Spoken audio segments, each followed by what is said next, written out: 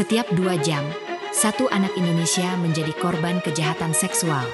80% pelakunya adalah orang terdekat ayah, paman, guru, bahkan tetangga. Ini bukan kasus terisolasi. Ini darurat nasional. Tapi kenapa anak-anak selalu jadi sasaran empuk?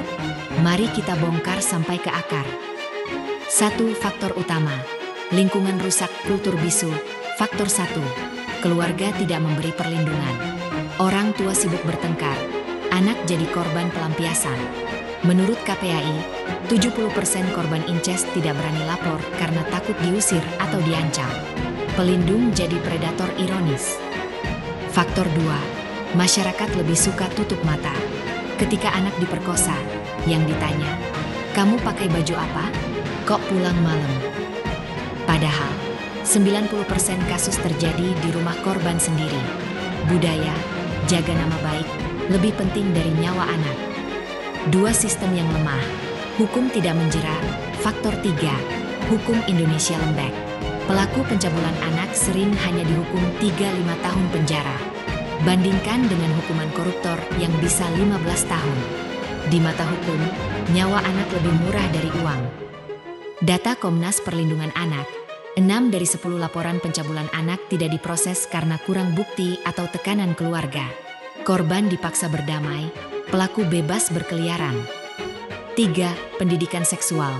Tabu yang membunuh. Faktor 4. Pendidikan seks dianggap tabu.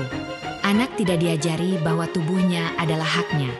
Hasilnya, 85% korban pencabulan di bawah 10 tahun tidak tahu mereka sedang dilecehkan. Mereka pikir itu permainan biasa. Anak-anak tidak tahu cara bilang tidak atau melapor. Pelaku pura-pura sayang, kasih permen, lalu eksploitasi. Ini bukan salah anak ini, salah sistem yang membiarkan mereka buta akan bahaya. 4. Dampak seumur hidup. Trauma tak terobati. Dampaknya bukan cuma fisik. 95% korban alami PTSD berat, gangguan kecemasan, mimpi buruk, bahkan bunuh diri. Mereka kehilangan masa kecil, kepercayaan, dan masa depan. Ini kejahatan yang menghancurkan generasi. Solusi radikal. Langkah nyata yang bisa kita lakukan. Pertama, laporkan. Jangan diam. Jika curiga ada pelecehan, hubungi Sapa 129 atau polisi. Kedua, ajari anak sejak dini tentang tubuh dan konsen. Ketiga, desak pemerintah revisi UU Perlindungan Anak hukuman maksimal 20 tahun, kebiri kimia.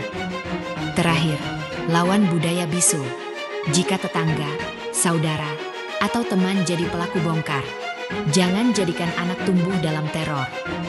Penutup, ajakan bergerak, setiap anak berhak tumbuh tanpa rasa takut. Jika video ini membuatmu marah, bagikan ke semua orang. Jika tidak, berarti kamu bagian dari masalah. Subscribe untuk konten yang berani angkat suara yang tak terdengar.